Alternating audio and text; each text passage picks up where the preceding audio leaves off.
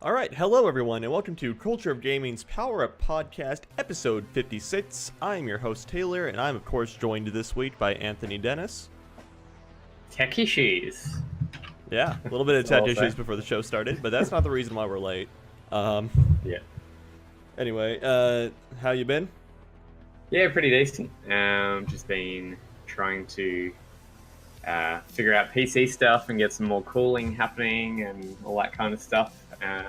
So my PC is not really overheating, but the whole assembly is running a bit hot, so a bit more air circulation won't be a problem, I don't reckon. No? And aside from that, been playing some Assassins Creed Origins. Finally picked that up, and it's not running very well. But anyway. But it's running at least. Yeah, it runs. I had to play around with the settings and whatnot. And recently installed Civilization 4. I've had it for ages, but haven't really played it. And still haven't played it, so you're going to be getting into that a little bit later on. So, yeah. All right, cool. And then I'm, of course, also joined by Andrew Duron. Hi. I've got 3 different liquids here. I don't know which one to drink first, but feeling good. All right. Choices. Yeah, right? Choices. Doing well. Video games, man. Yeah. I've been playing a little game called Resident Evil 2. I heard of that? It's timely. Yeah, it's the remake of the 1998 classic. I think it was 7, yeah. 97. I think Resident 1 came out in 97 actually. Okay. Yeah, not sure about something that. like that. Anyway, that game's really good. As a fan of RE4 and RE5, yes. I've only put like a couple hours into it. I'm not far along, really. I know it's not long. Who'd you pick first, Claire or Leon? I don't know. I've heard like Claire's first, but like Leon was first on the menu, so I just clicked Leon first. Okay, gotcha. That was That ready makes to go. I've heard that you kind of have to play both characters in order to see all the content, but some of the consistencies between each of their campaign don't exactly match up. Like you'll run into a puzzle where you have to blow up a wall in the police department. Sure. In Leon's campaign, and then you go through in Claire's campaign and you have to do the exact same thing. So they didn't bother to sync their campaigns entirely, but it's still kind of cool.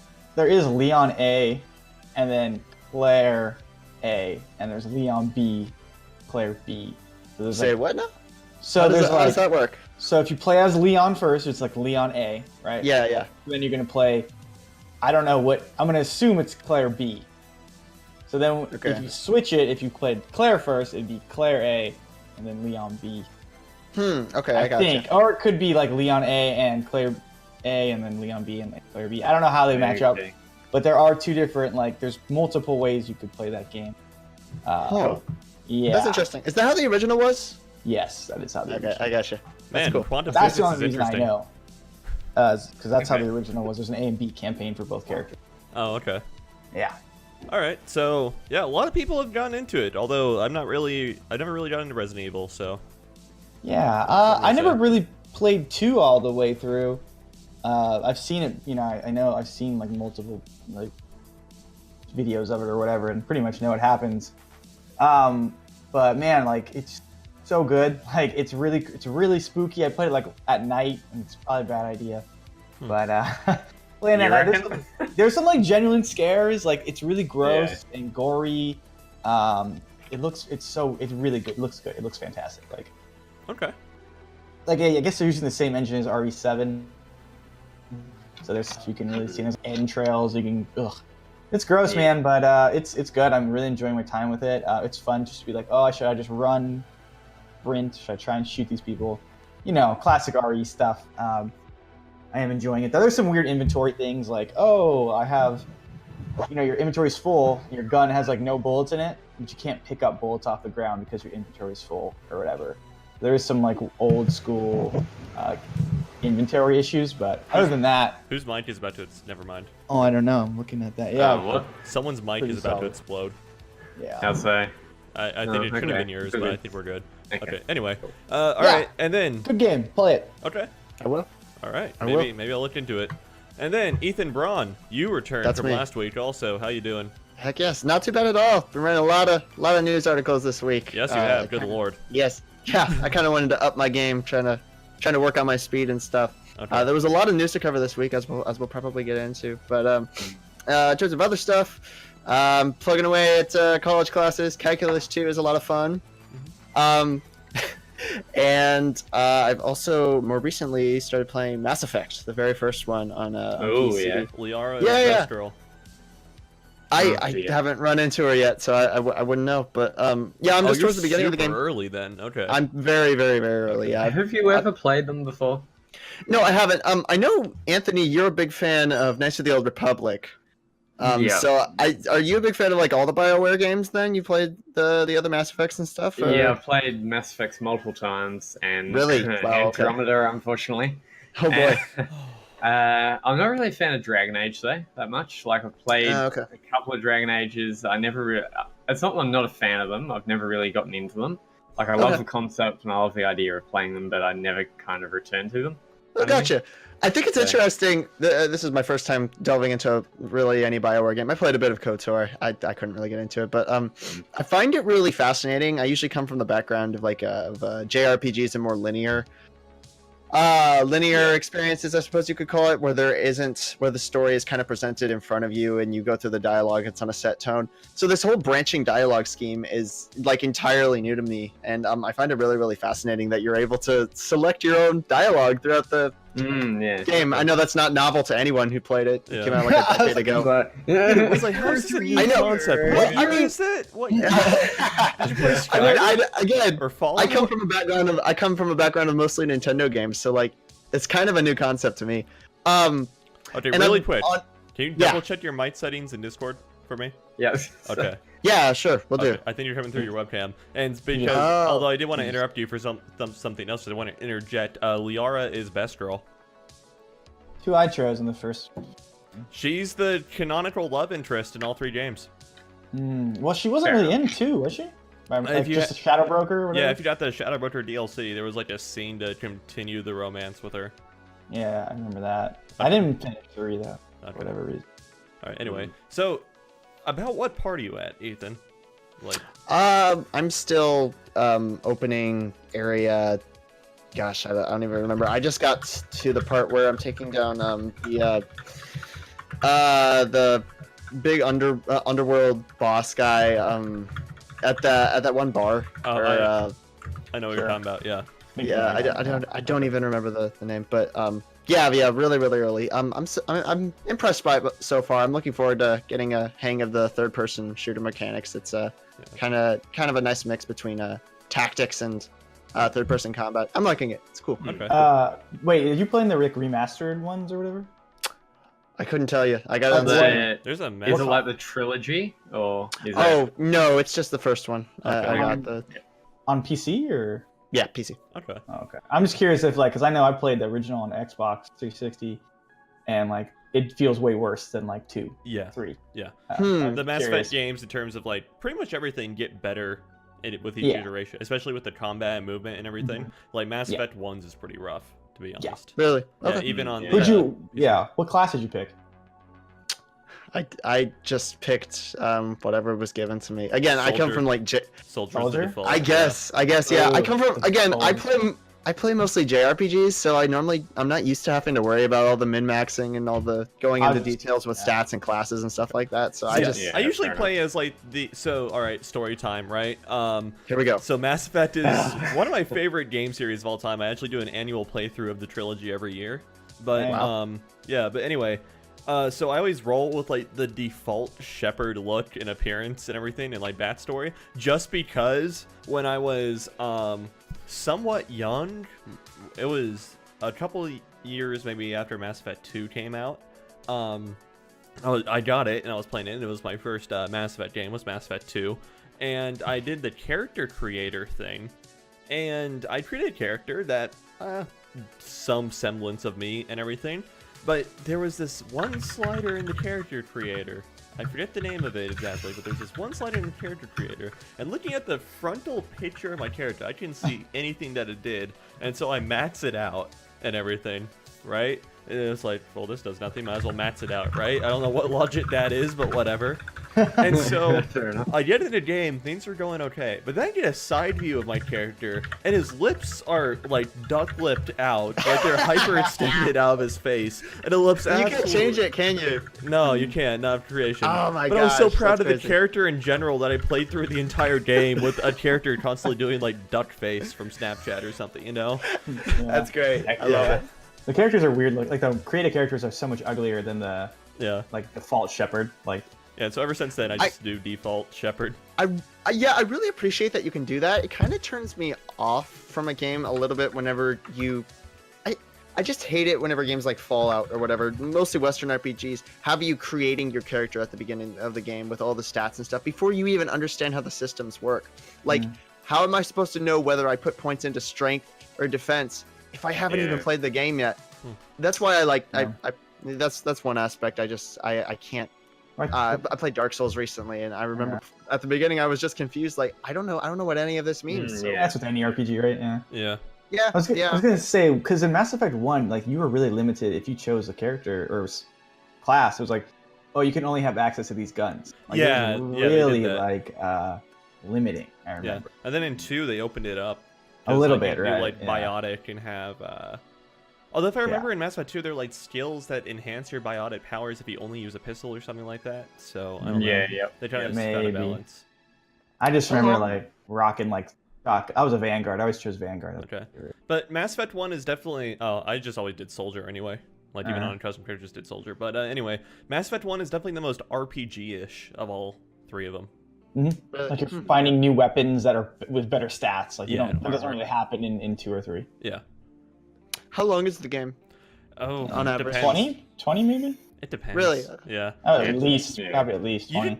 You could go through, I think like bare minimum content is like 20 hours, but I think if you were to do everything, you could jack it up to maybe 30, 35. Probably. Okay. Yeah. I got you. When did the game come out? 2007? 6 Yeah, or I think it's 7. I 2007, think it was 6. 6 or 6 7? or 7, yeah. something like that. I think something else I've kind of been surprised about by it so far. Obviously, it's at that. It came out at that weird point in the Xbox 360 generation, where it's about 10 years ago now, and it was going for realistic graphics. So it's at that weird point where it's not quite old enough, like N64 era, where you can kind of look at it and be like, okay, yeah, I understand why it looks like that. Mhm. It's not quite new enough that it looks like, if we're talking Red Dead Redemption. Okay. So it looks a little janky. But even with all that in mind, I think the way that they play with the camera between dialogue kind of reminds me of a lot of movies that I've seen. I've been really impressed by it, and I've been kind of able to overlook the weird facial expressions and other animations. But Not anyway, as bad as Andromeda, obviously, but I mean, it's still, I reckon, like all Mass Effect games, even 3, and a lot of people hate 3, they're definitely good to play, and 1 still holds up, definitely, today, like, compared to modern versions of a similar type of game kind of thing. I think I like Still- one's story the best. Like I love all the story. I don't know why. I found it a little bit shallow, as far Okay. as, like, it didn't really fill everything out as much as 2 did. Like, 2 is a lot deeper as far as... Yeah. I mean, to You're its all gonna credit, die, also, and it this was is it. like 1 was so much establishing the universe and everything. Yeah. Yeah. they do a So- freaking ton of establishing. Like, you Yeah, can that's just the reason- walk up. Yeah, it's like, up to- honestly... Oh, go ahead. Sorry, you can just walk up to anyone. I mean, there are literal, like, what do you call them, like virtual assistants that just you can ask them Avena, yeah. anything about the world. Yeah, it's Mhm. crazy. I've been finding it fascinating so far. I'm terrible at paying attention to that stuff though. I'll zone out after a little while. I wish I was better at that. But Okay. Yeah, it's like, to me, Mass Effect is probably one of the best realized sci-fi worlds out there, just in general, across all forms from of what I media. played so far, I can understand that. Yeah. Just because, like, they drop you into this, like, really fleshed out universe already, and it's really awesome. Yeah, it's awesome. It's awesome. Looking forward to playing some more. That would be great. All right, well, Liara is best roll. Anyway. Yeah. All right, so main site is, of course, cultureofgaming.com. Go there, find all the latest gaming news, opinions, and reviews. We have a Facebook community group, both for the podcast here and for the main site. That is facebook.com/todd.net and facebook.com/powerpod. We have a community Discord, which a link you can find to on the sidebar of the main site. We can chat with everyone that's on the podcast right now, as well as other staff members of COG, and, of course, other community members. And then, of course, we have a Twitter at cog.net, Instagram at Culture of Gaming, YouTube. We finally got a custom URL, and the long-promised giveaway will be happening soon, okay? And that giveaway, just to clarify, one lucky subscriber will win a full-price game of their choice, budget $60. And, alright, and the custom URL, long-awaited, youtube.com/Culture of Gaming. I've waited 56 weeks to say that. Alright. Surprise there for a second. And then, of course, twitch.tv/Culture of Gaming. You might be here right now, but that is where you can catch the Power Up podcast being recorded live every Saturday at 3 p.m. Pacific Standard Time, as well as some of our other podcasts, like the new Podcast Plus on Sundays and the Retro Rumble podcast on Fridays. And then myspace.com/PowerPod. Yeah, we have a MySpace page. You can ask us questions through any one of the aforementioned channels, but the best places to reach us during the show, if you want your question answered live, will be Stream Chat or our community Discord.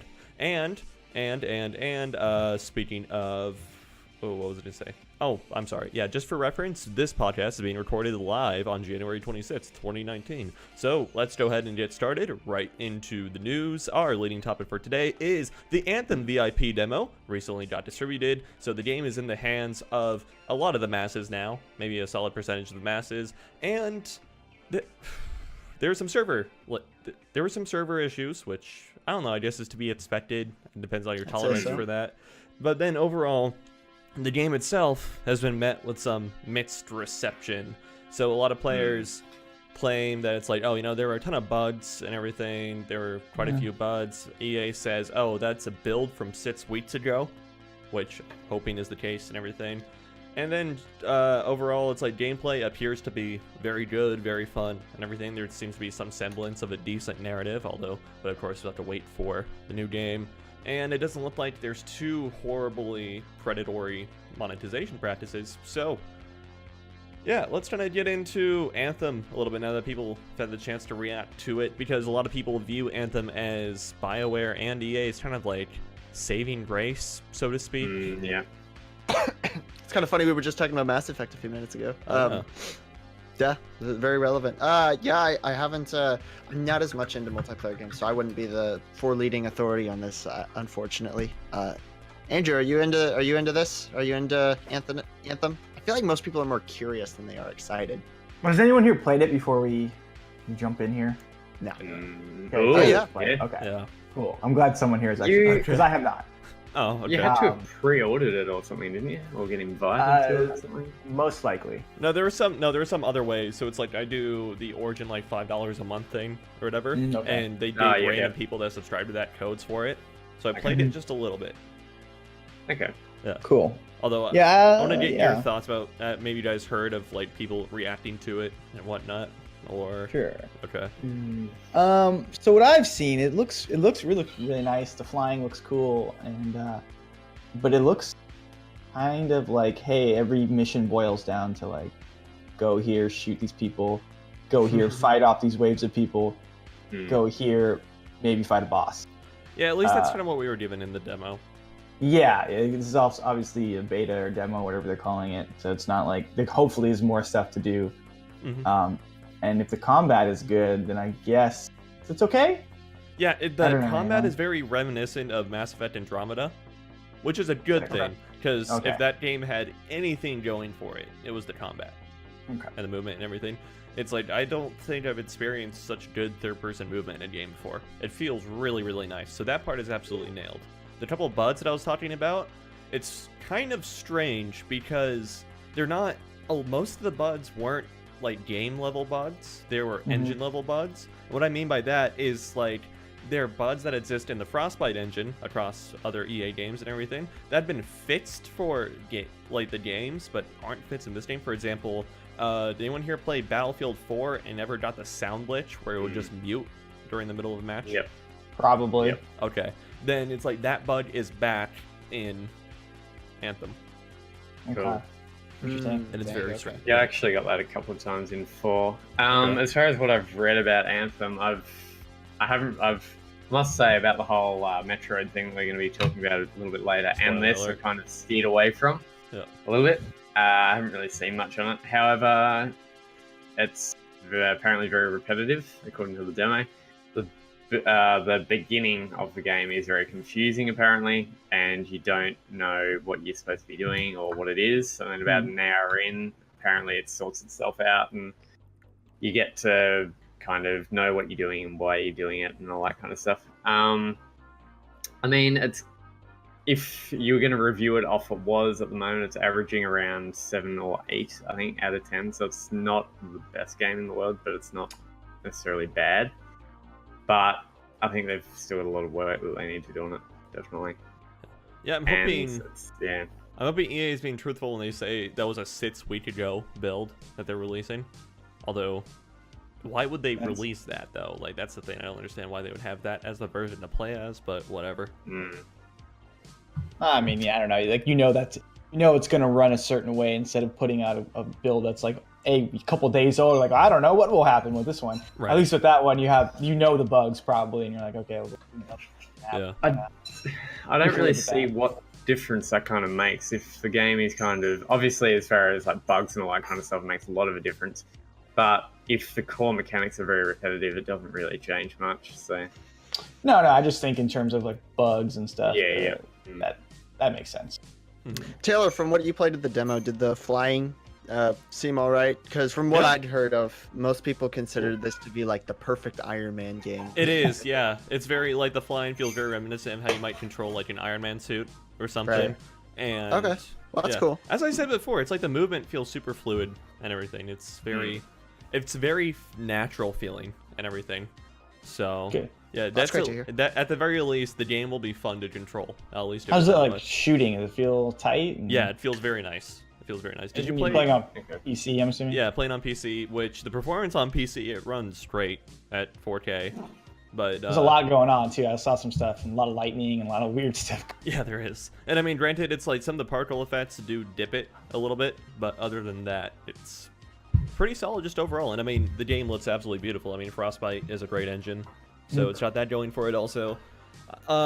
In terms of monetization, I don't think any of it is present yet in the demo. I haven't found anything. Although the future system for monetization is kind of in place. So basically there's going to be this currency that I assume you can buy like with real money or something. So it's like, oh, like $5 for 4,000 coins or whatever.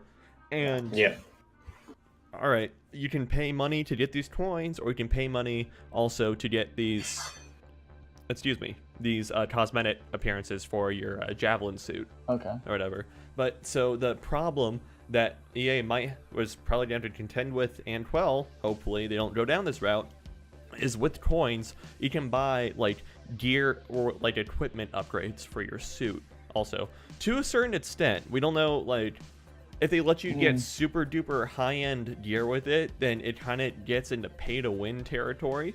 Yeah. Sure. But right now, it looks like it'll only be common items, or it's like common equipment, or maybe just one step up above common. I forget the exact leveling system they have for it, or naming scheme they have for it. So, yeah, we'll have to see how that goes, because they could always pull a fast one and be like, oh, you can now get like legendary equipment with coins. Your credit card. Yeah, exactly. Is it pay to win if there's no PvP though? Does that matter? Yeah, that's kind of the question, right? It's like, yeah. Whatever. If you want to spend that money and to get to make, I guess, less time playing the game or whatever, I guess you can go for it. I don't know. Because if it's not affecting me, like someone who's playing either with you or against you, I wouldn't. Right, and it's like them. It would only be helping your teammates also, right? You know, it's like you get this dude who's just like totally jacked up in legendary gear in your squad or whatever. I mean, he's just kicking ass out there. Sure. Yeah, carrying you. So yeah, I don't know if that really matters so much for me. Like, especially if it's only co-op. Okay. It's interesting. I hope they'll add PvP, because that would be really fun. But you never know. Yeah, it was. I heard it's also like semi-open world-ish, kind of. Yeah, I wonder how they would. Yeah, they kind of. So it's like there's this hub city and everything that you start off with, which I've heard this on consoles also. The performance in the hub city is atrocious compared to the rest of the world. Like, it's still acceptable on PC, but I've heard on PS4 and Xbox One, even on the Pro and X SKUs, that the hub world runs horribly. Okay. And on that's PC, interesting. Yeah, on that's interesting considering all the forestry and foliage there is out in the world. There's a lot of I know that whenever Breath of the Wild came out, most of the problems were often like the jungle where there was a ton of greenery going on. Yeah. It's strange to me that it's not tipping out there. I think what little technical knowledge I have of how Frostbite works and everything, I'll just say it might have to do with actor calls and everything, which is similar to the problem. Do you guys remember Assassin's Creed Unity at all? Yep. That was similar to the performance issues that had. So if I had to make an assumption, that would be why. But yeah, it's partially open world because you're given a lot of freedom of space to go around in the mission, but as far as I know, you can't just like go fly in one direction and see where the wind takes you. So Okay, Yeah. I gotcha. So you are still directed to a degree anyway. yeah. Okay. All right. I wonder if they're going to put loot boxes in it.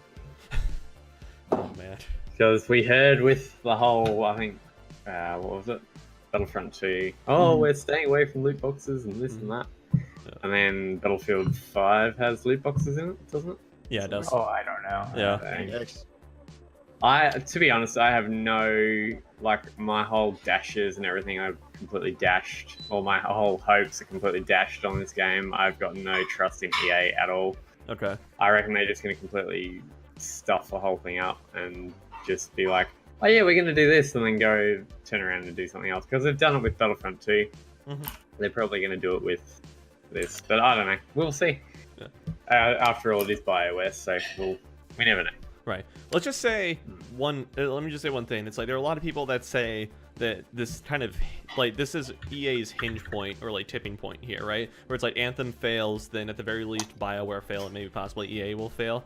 EA is not going to fail because of yet another bad reception. Like the worst part that will probably happen on the EA level is that Andrew Wilson gets removed as CEO, and that'll be probably the most that EA comes. Like EA is not going to go bankrupt based on Anthem failing or everything. What I will say though, critically, like for game critics and everything, and just like general community reception of Anthem, is that Anthem will probably be the most polarizing game of 2019. That's probably a good assumption to make. Well, what else is coming out? I mean, Right, that's the thing. surely. It's like you look at what's coming out later, it's just like that's either going to be, and then maybe Death Stranding might, depending on if it releases in 2019. But I doubt it. I'd assume that would trend towards good. Like good, Yeah, but, I'd imagine. But yeah, with Anthem, you're going to get a lot of people, and I wouldn't be surprised if it was 50-50 of that, like hate it or love it. Or middling. I would say there's probably going to be a lot of people middling in between. Taylor, you seem reasonably optimistic so far. Do you plan on picking it up based on what you played? I'm gonna wait for the full release. The demo has not encouraged me to fully pre-order it yet. I'm gonna wait for the full release, see how it goes. And Well, why would you pre-order anyway? right, Yeah, exactly. don't do that. Don't do Yeah, that. it's like, there's no point in pre-ordering anymore. You know. Don't do that.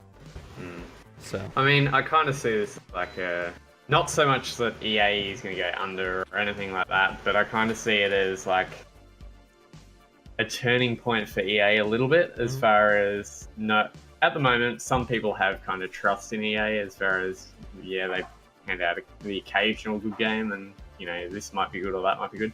But I think if they mess this up, it might just be okay. EA is obviously they're going to keep on making games and whatnot, but EA is kind of dead as far as like they're dead to me kind of thing. oh yeah, I gotcha. So Yeah, it's like I think I might do that for them. yeah, it's like they might lose from a PR perspective and everything, but I mean from a business model, it's not like this will sink them. And actually, come to think of it, even if this fails, it's not like BioWare is in trouble because BioWare is well into the development of Dragon Age 4. Exactly. Sure. And have allegedly already slated and planned Mass Effect 5. So, True. yeah. Is Mass Effect Andromeda technically considered 4? No, I Or just is said it- that for like continuity's sake and everything. Okay, I Because gotcha, Andromeda technically takes place like. All right, so with Andromeda, the ship that went to the Andromeda Galaxy left in between Mass Effect 2 and 3, but it's 620 some odd years after Mass Effect 3 that Andromeda takes place. So, Yeah, Oh, the whole interesting. slip space, like traveling and all that kind of stuff. yeah. Huh. That's interesting. All right. I was gonna say something. I forgot. Okay. Continue on. Anyway, so Andrew, Assassin's Creed and Ubisoft are back in the news. So Oh, what did they do this time? All right, so I always have to give blanket disclaimers when talking about this Ubisoft stuff is that my significant other works for Ubisoft, but that has no way influenced my opinion on that. So, out there. Okay. But basically, so this happened pretty recently. It's kind of been happening over this week. I want to say is that Ubisoft released a DLC. I do not know the name of it. But anywho, whatever their newest DLC is called. For Odyssey, is it? Yes. Yeah, for Assassin's Creed Odyssey. Origins is a dead game. Yes. So, whatever their new DLC is called, basically, I think someone's yelling at me the name. Did you catch it? No. Did you catch it? Hunted. No. Hunted. Just Is it called The Hunted? Yeah, I believe so. Okay, it's That's called the what it Hunted DLC. Okay. Hunted! Not even number. It's like 1.2. I don't know what's happening. Okay, But episode 2, something like that. Okay. Anyway, so what happened is the character that you play as, whether it's Cassandra or Alexios, you have a choice of playing 2 different characters, basically forced into a relationship at the end or sometime in between this in this episode. Oh, I've seen something like this. Yeah, so they're forced in this relationship, and you like have to have like you end up whatever happens. There's a baby. His baby gets involved. So either Cassandra gets pregnant or whatever happens with the other character. I don't know exactly. But basically, there's lots of I guess I don't know outrage or just like unhappy fans because a lot of people felt that like, oh, I played my character as a gay character the entire time, or like I was like, you know, a mercenary. I wasn't out like really doing any relationships with my version of my character. Okay. So a lot of people were upset, you know, particularly the LGBTQ community, because people were like, well, my character was gay. Like, why am I having a baby with this whoever? I swear I'm hearing a beep and I'm losing my mind. So people were upset and kind of complained on Twitter. You know, spoke a very vocal minority kind of kept hitting up Ubisoft, and Ubisoft is actually changing the DLC a little bit. So here's the full statement, which was posted the other night. Let's get this date on this. There's no date on it, unfortunately. But after hearing player feedback and discussing within the development team, we are making changes to a cutscene and some dialogue in here it is, Shadow Heritage to better reflect the nature of the relationship for players, selecting a non-romantic storyline. These changes, along with renaming a trophy/achievement, are being made now and will be implemented in an upcoming patch. We've also been carefully looking at the next episode, Bloodline, to ensure paths that players experience mirror the choices they make in-game. So they're not going on and like retconning anything. The baby still exists. Okay. No matter who you play as. Just so this random baby shows up? Well, yeah, it just materializes. No, so they I don't know, dude. There's some really weird stuff in the Assassin's Creed. With, This is very weird. There's some even you should hear the ending of Assassin's Odyssey. Wow. Okay. I spoiled it. Oh. It's nuts. Don't. It's nuts. Okay, I won't look it up. It's bonkers. I'll play it eventually. But yeah, so I don't know. I just thought it was an interesting thing because this is not often. A lot of times do people change, like developers change their ending. You know, obviously there's the infamous Mass 3 kind of thing. Why does Bioware keep coming up? I don't get it. They get around. Yeah, they do. They get past. Yeah, it's. They have some fans, right, that are going to bring up. So yeah, I don't know. I just thought curious. You guys thought about like, you know, do you think the fans went too far by, you know, kind of, I don't know if they demanded change or what happened exactly, or do you think they should be you know kind of outraged because you know the whole marketing concept for Assassin's Creed Odyssey was like, oh, your Odyssey, right? So this is your path, and then all of a sudden being kind of funneled into a singular, not even a choice really, just a outcome. It's interesting. Yeah, so I just want to see your guys' thoughts on that. Well, I know it's weird to me. Go ahead. Go ahead. Well, Love it. Taylor probably has more informed opinions on this, so I'll let you speak first. Bioware lets you screw anyone you want, so Sure. take that as you will. I think Odyssey was pretty light, well, pretty lenient with who you screwed as well. Okay. I don't know, to me this whole thing was, I don't want to say blown out of proportion, but I think definitely Ubisoft changed it, especially so quickly also, because I still feel like they're reeling over back when fans read about the Chinese changes for Rainbow Six Siege. I remember that. Yeah, so I think... What happened there? Basically, Ubisoft was going to change Rainbow Six Siege to release it in China, and people didn't like the proposed changes, mostly based off, like, moral principles and everything. It's like, why should we have to bend to a communist regime type thing if we're not even living there type thing, because Ubisoft was being lazy, not wanting to do a separate build of the game. And so after, I think it took, like, 2 or 3 weeks at this point, they said, okay, well, fine, we'll do a separate build for the Chinese version. Sorry. So they might still be... Yeah, I didn't know they did that. Yeah, they're doing a separate build for it. And so, yeah, but basically, I think the problem with this comes from, with Origins, which acted as kind of the soft reboot of the Assassin's Creed franchise, it obviously went in a much more RPG-ish direction and everything. Yeah. And I think that's where this kind of got a little bit convoluted, was they gave the player a lot more choice and freedom, as opposed to, if I especially look back at like the Ezio trilogy and everything, it more seemed like you were more watching this man's life fold out type thing. But then as opposed to like Origins and Odyssey, where you're given a lot more choice and player freedom and everything. So I think this is where Assassin's Creed becoming more of an RPG kind of lent into this. Plays into that. Yeah, I understand that. It is definitely being a lot more influenced by that kind of character customization, I suppose. At the end of the day, to me, I think Cassandra and Alexio are still their own set-defined characters. You're not creating a character at the beginning of either Assassin's Creed Origins or Odyssey and naming them specifically. They are these set-in-stone characters that, yes, you do have a good amount of freedom over them, but at the end of the day, I feel like their ultimate decisions rely on Ubisoft directly, as opposed to if you, I don't know, if you create a character in Mass Effect or in Dark Souls, in which case you could, obviously Dark Souls isn't the greatest example, but you create a character in Mass Effect, let's say. Yeah, Fallout or something Man, like that. Quaaludes will be fine.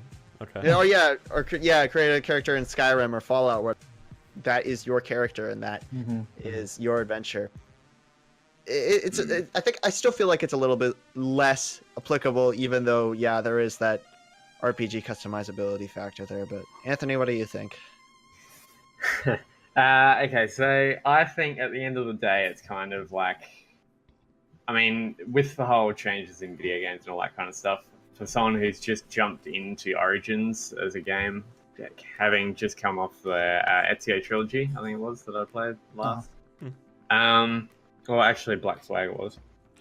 It's Origins kind of gives you a fake freedom, in a sense. Like, it's kind of a half-hearted RPG as far as they've changed it, definitely, to look like an RPG and to play like an RPG. But at the end of the day, you're not the one making the choices. They've introduced kind of side missions and all that kind of stuff that Assassin's Creed games didn't have previously.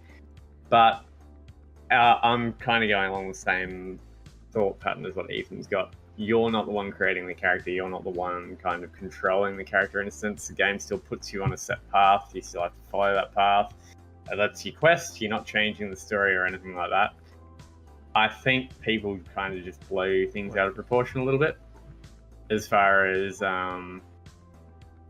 like, it's, at the end of the day, it is a video game, and as Ethan said, if you're creating a character and you're doing your own thing with that character, it's a completely different kettle of fish compared to an already created character that's in a historical period as well. Taylor, I know you're trying to say something. No, it's just, okay, so come to think of it, I mean, we just talked about like game design and whatnot, but okay, so from a lore perspective and everything, so Assassin's Creed, it's all about going into the memories of ancestors, right? Yeah, so this is where I think they've messed. I think this game, I haven't played very little of it, has kind of toyed with that a little bit more. It's like, you're not going in, I don't know, it's weird. Just like, for these people to have descendants, they would have to have a baby, right? And I mean, back then, Yes, you're correct. And I mean, like back then, the technology didn't exist to give same-sex couples offspring. Sure, and I think they go into that a little bit. I think at one point during the game, it's like said like, "Hey, you were like, I don't know, bred is the right word, but like the character you play at was like purposely born because they had like magical-ish powers or something like that. They're connected in this bloodline or something. So like I feel like the reason why they like forced you to have this baby is to keep the bloodline going or something. Yeah, that's what I'm looking at. It's like wouldn't these characters have to have kids just to continue the rest of the bloodline? Yes, I mean, yeah, and I think that's part of the story. Okay. That's how it's written. So I think by Ubisoft putting in this new cut or whatever they're doing, the changes they're making, like they're gonna give a little more dialogue options to like, hey, let's like, I'm not actually romantically involved with this guy. Like this is just or woman. This is just to continue the bloodline, kind of. Okay. So I think I'll just say it's like either that or adoption would probably be the best way of doing it, right? Well, right, but I think that that way like they can have this like quote unquote like the story makes sense in a way, but like keeping like fans. I don't know if it's gonna keep them happy, obviously, but maybe this will help a little bit. Okay. By just not making people be like romantically involved, because people get attached to characters, in everything, especially in video games that are 100 hours long. Right. You grow to over time to really care for your character. Like I played as I really like Arthur Morgan. He's one of my favorite protagonists in the last 5 years of video games or whatever, and I really like him. Yeah, me too. And over the 80 hours I played that game, I really liked really grew on me. So like it's something similar as like, hey Mike, I played my Arthur Morgan this way, and like similar to Sandra, like it would be really weird if he did something out of character, like completely out of character. Yeah. So I get it. I understand why fans are upset. It's so weird that like it's weird to me when developers, I don't know, when their hand is forced to like make a change. That's always seems odd to me. But... Well, it could always be viewed, what Ubisoft did here, it could always be viewed of one of two ways, right? You could either view it as it's a good sign that they want to listen to their fan base and change it based on that. And there are obviously very good situations, especially if we're talking about online-based communities, then listening to consumer feedback and changing your game accordingly in this increasingly update-driven games industry that we have is really, really awesome, and it can give you the impression of listening to your fans. Or it could go the other way, and there could be instances where a developer changing something the instant that anyone strikes out about it can be viewed as kind of, I mean, for lack of a better term, weak, I guess. If worried, very, very worried that their entire fan base is going to desert them or turn on them if they don't implement this. And however you want to view that, I guess that comes to your philosophy or your worldview, I guess. But I don't know which it is in this case. I think, I don't know. I think because the way they're handling it is nice. I mean, they're not like retconning anything. They're not taking anything out. They're still keeping their vision. It's more like they're rewording things to make it clear. Is what it comes it's what it seems like. So I don't know. It's interesting for sure. Like he was saying, like you could see, like if you have fans being like aggressive and angry, and then like, oh, we got them to change their thing, like, haha, it's a win for us. It's like that's a bad precedent. Frankly, right? I know. I mean, not to bring up Bioware again, but the Mass Effect 3. And that's what that kind of felt like to me back in the day, whenever they went in and they reworked the ending or whatever for a remastered version. Okay, well, they never actually changed the ending though. They just expanded upon it. They made it. Oh, really? Yeah, they made it more clear. It's like they never actually changed the ending. That's the thing. They only. I feel like there's another game recently that happened with. Me too. See, I'll think about it. I can't remember. There's a lot of stuff that's been like. Super Smash Bros. Ultimate. Before it came out, there was a whole ordeal with Mr. Game & Watch and his one of his alt skins, where he appeared as an Indian. That might be another instance of that. I don't know. Maybe it was merited there. I think that's definitely merited for sure. It always comes down to how you believe, I guess, but it's a little difficult. It's difficult to tread on a slippery slope. Very slippery slope. Yes, yeah.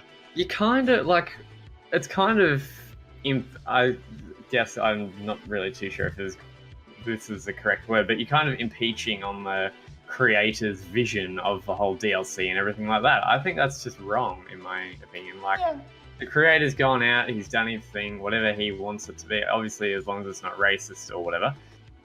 That's his vision of his game. That's whoever, like, with... I mean, if this was an indie and it was one guy doing it, people would not have a problem with it, I don't reckon. But just because it's a big AAA studio, the guy's gone out and he created the DLC.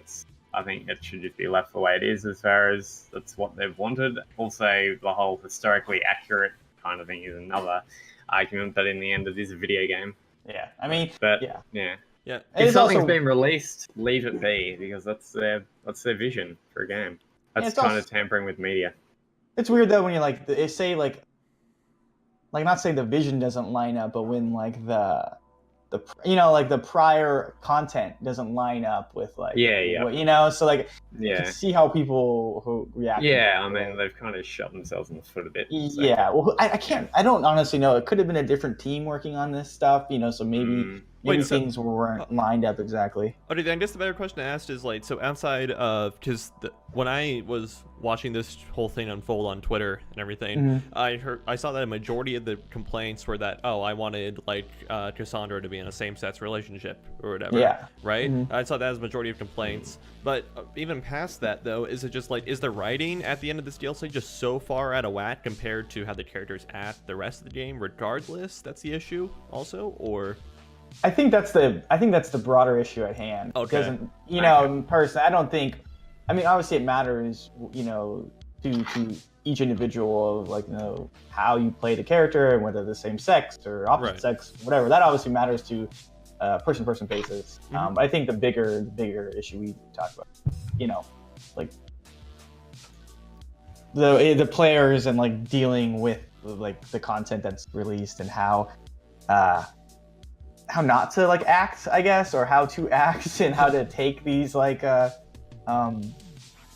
these visions, like Anthony was saying.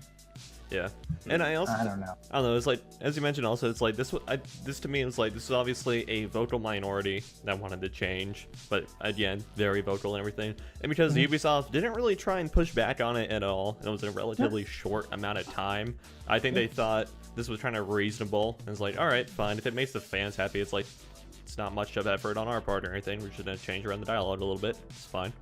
That's what I'm saying. Like it like you look at I haven't played it much of it, but the larger piece of Odyssey, and then you get the small section that kind of takes away the adventure, the Odyssey that you guys just went on, right? Yeah.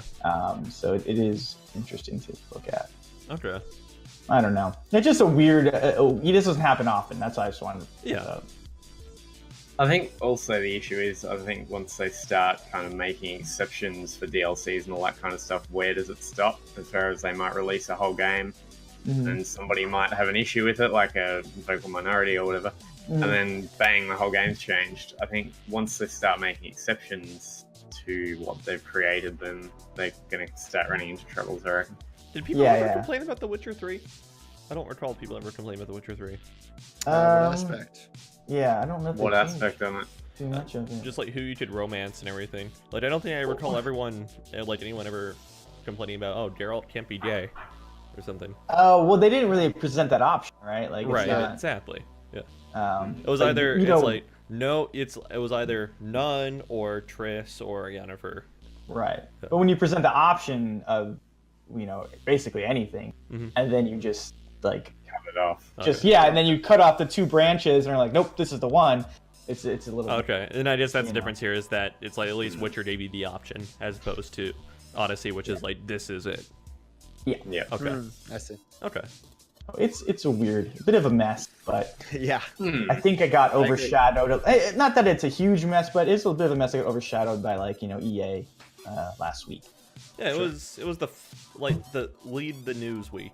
It's like the leader of the news week, right? And then it got replaced shortly after. Yeah, because come to think of it, this is the first time I heard it in a while, but it was still. Yeah, I think it is just starting to pick up a little more track. Well, because they changed. First of all, they're changing it. Yeah, so something's moved. So it's not just a one-sided. It's not a one-sided like thing anymore. Now developers have also kind of taken feedback. Yeah. All right. So, speaking of games, they'll probably allow you to have choices. I'm sure Cyberpunk 2077 will be chock full of them. But I would imagine. it looks like they lost someone off their staff, and this person was not insignificant at all. So, Ethan, who did CD Projekt Red lose? A guy named Sebastian. I don't even know how to pronounce his name. It's spelled Stepien. Hold on. Stepien, I suppose. Stepien, I Working guess. on Formerly of CD Projekt Red, working on he worked on essentially all of their major projects: Witcher 2, Witcher 3, and he was working on Cyberpunk 2077 up until recently, when, according to his LinkedIn page, he jumped off of the team as a creative writer or a creative director. He had a lot of roles over his 12 years over at CD Projekt Red. He's transferred over to Blizzard. Ooh. Okay. Just this month, actually, That time. as a creative director as well. And that's essentially as far as the news goes. This is all just going off of his LinkedIn page. So Blizzard got a sick pickup. Yeah, I suppose so. I guess the only thing kind of worth mentioning here is that he was based in a kind of Norwegian country. I think it was Poland. I could go and check it out. That's where CD Projekt Red is. Yeah. Yeah. Obviously, Blizzard is based in California, so I'm not sure if he is working online from home, or if he's uprooting his entire life and moving, halfway across the globe to California. If it's the latter, I mean, kudos to him for taking a leap that big. That's insanity. But anyway, we don't really know. I don't know. Obviously, not too much to draw from this. The implications could be maybe Blizzard is working on more story-driven stuff, possibly in the future. Not that Blizzard has never had story in their games. There's a lot of lore to say for sure, but it'd be neat to see if he's working on a explicitly story-driven project in the future. But we don't really know. So anyway, StarCraft Ghost. that would be cool. I would not complain. I'd love to see a Overwatch single player campaign eventually, but that's just me. That'd be such a waste of this man's talent. How so? All right. Okay. Basically, so what I want to talk is like Blizzard's writing department has been in need of an update for such a long time. Okay, at least maybe 5 or 6 years. Based on like how the Warcraft narrative has played out and everything, based on how StarCraft 2 ended its campaign, stuff like that and whatnot. And then, but even it's like when Blizzard's writing department was at its peak, they never really excelled at doing any sort of like dark or gritty sort of thing and everything. And so having this guy, who's just coming hot off the heels of Cyberpunk, which, by the way, if you guys are concerned about like Cyberpunk dropping in quality because of this, Cyberpunk is at the point in development where most of this guy's work is done. Yeah, he's probably done. Yeah. So it's not like he's leaving at an opportune time for CD Projekt. Even if that's the case, I'd imagine that CD Projekt Red is a massive studio at this point. I don't know how many people work there, but like one guy leaving isn't be missed. I would say, despite regardless of how influential he is. Right. But anyway, so it's like this guy probably excels at like darker, more mature writing, especially feels the creative director on like Witcher 2, Witcher 3, and Cyberpunk. And that's something that's sorely needed in Blizzard writing department. That's the thing. Yeah. There's a ton of depth to Blizzard lore and everything, but it's very like, it's all very 12-year-old-ish. That's the thing. Yeah, sure. Like, to be honest, well, I mean, most of their games are rated T. I know. I'm just saying, it's just like, there's nothing like super dark or mature in any of the writings or something. And I think the game that's going to be benefiting most from this pickup is probably going to be Diablo 4. Yeah, that's what I figured. That makes the most sense. Has Diablo had the greatest campaigns in the past? I always feel like Diablo, like most Blizzard projects, is associated for its multiplayer. So I don't know. Well, I don't know how great. I think 2 was necessarily. Diablo never really hit off with the multiplayer train. Neither did 3, to be honest. But oh really? Like okay, Diablo's fun comes from just the loot grind and everything. Yeah. Sure. And really fun gameplay. That's the thing. It's like it's a very enjoyable loot grind and everything because you can tangibly see and experience and feel your character getting better. So that's Get With the whole like Activision saying that they want to do one, I think it was 1 or 2 games a year now. Do we think they might be working on something completely different? But we don't know if they kind of headhunted him and went over to him and were like, "Hey, we can give you, a 30% pay increase or whatever." Yeah. So do we think they may be working on something super special with the whole Destiny leaving and something like that? Oh, Bungie leaving, and something like that. Possibly. Blizzard's gonna do what Blizzard's gonna do. They could be working on a project that they've been on for the past 7 years, for all we know. We would have heard about it by now. That's the thing. I'd imagine, but although Anthony asked the greater question of, Activision don't even be moving to like a 2 releases a year schedule. That's the thing. Yeah. What, Call of Duty and something else? Mm-hmm. It's gonna be Call of Duty and something else. Blizzard might be good for something every year across their franchises, but other than that, like an update. You mean, like an update, like a solid update to bring in money. Or like a crappy mobile game or something like that. Maybe. Yeah. Like we don't know if any mobile games are bad yet. What, do you guys not have phones? Do you guys have You phones? never know. Yeah, I got a phone right in front of me. And I don't care to play on it. I mean, if I were, people were saying, like the Diablo 3 on Switch is a fantastic mobile game. So. yeah, I've heard similar things. So why not just put it on a phone? Make it easier. I mean, for everybody. Dude, I've got a $1,000 PC, a $600 Switch. Why am I going to go and play on a phone that I paid $300 for? Because you can take it everywhere with you. I can do that with the Switch. Do Switches cost $600 It's in got Australia? 3. Also, Well, phones mine are was like, $800. They're so. well, Yeah. I mean, the one that I got was like a Chinese thing, but It's good, okay? It Hey, comes from people. Chinese phone. The Diablo Immortal is being developed by a Chinese developer. It's You're the gonna match perfect up, man. target audience. Yes, you are. It's Yeah, gonna work great. Heck yeah. It's gonna work great. Okay, so Andrew, do you think this is a good pickup for Blizzard? Also, Oh, I don't know. It's hard to see how it's used. You can't really say it's, Yeah, exactly. it's a good pickup before. It could be working on absolutely nothing, or that comes to light, or it could be, fun storyline for WoW or what have you, or yeah. who knows? So, obviously he's got some key groups in fantasy. Yeah. So it will definitely be interesting. Maybe it's something brand new. Who knows?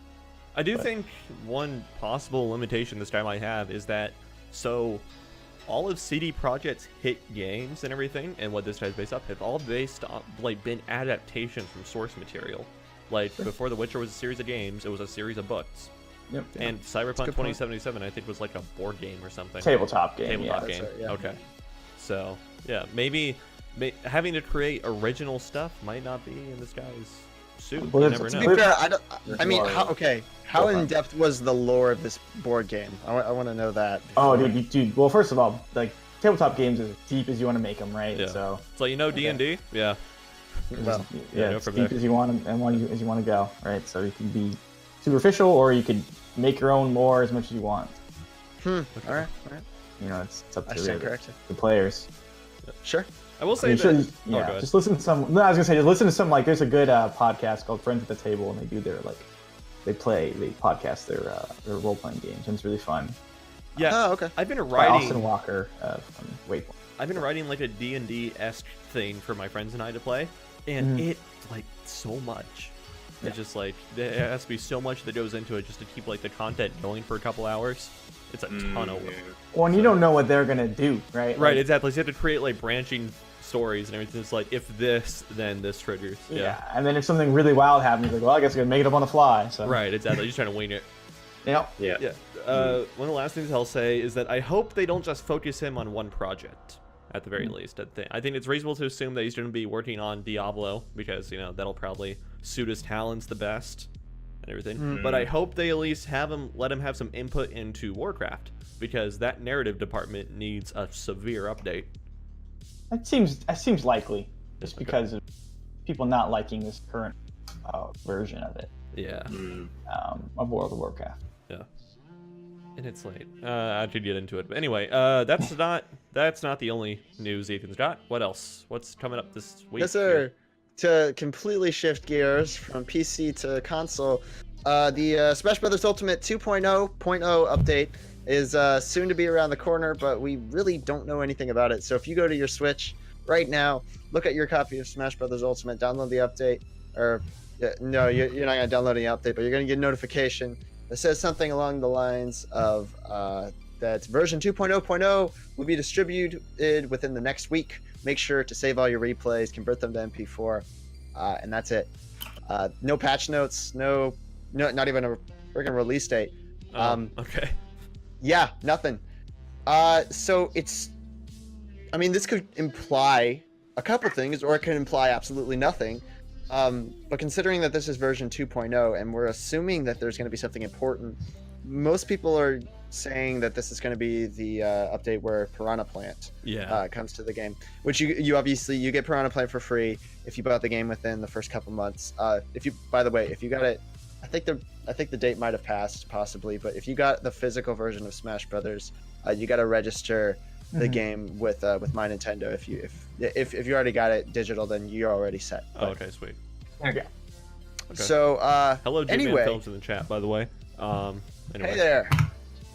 What is that? What is that emoticon? That's The cute person looking. waving their hand. Yeah. Oh, That's cute looking. Hi. Anyway, it's strange that they. Okay, the fact that they didn't just come out and say that leads me to believe, anyway, that they have something up their sleeve, maybe a few things up their sleeve, like an announcement video or something in the next few days.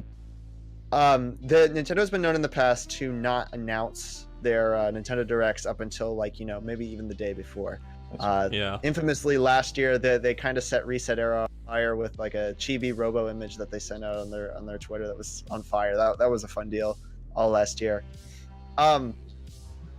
But so we could assume that they might have a few announcements up their sleeves. If that's the case, I don't know if they would merit an entire Nintendo Direct, just devoted to Piranha Plant and whatever Smash Brothers news that they have. But there's a lot of potential. There could also be not a lot of potential. So Yeah, I don't think it would be another Nintendo Direct. Didn't we just get one this past week?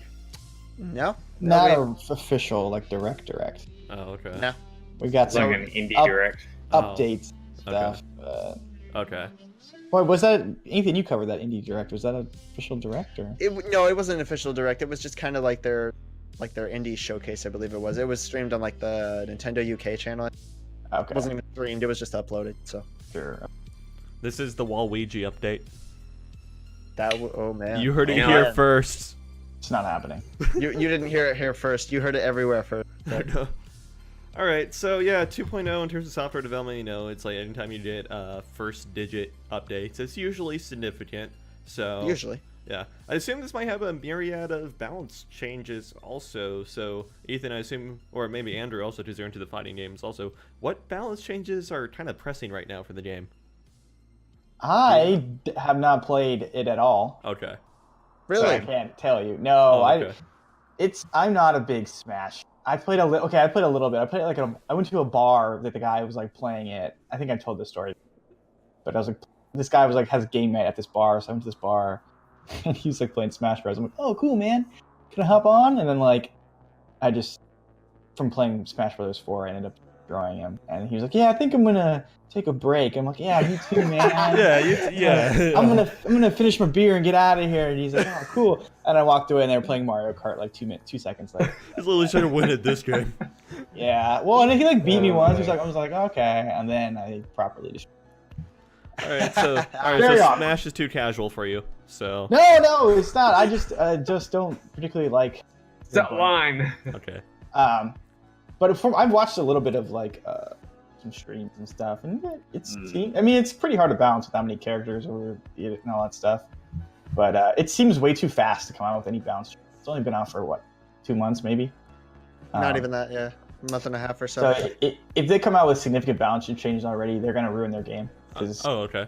That's too soon. So there's no way a meta has developed and everything. Okay. I mean, like, there's the old meta that's kind of developed already. Like, that was a big balance patch when they released the new one, right? From 4 to Ultimate. Yeah. And then 2 months is too quick. So, Okay. like, you're going to come out and squash someone because he's too good.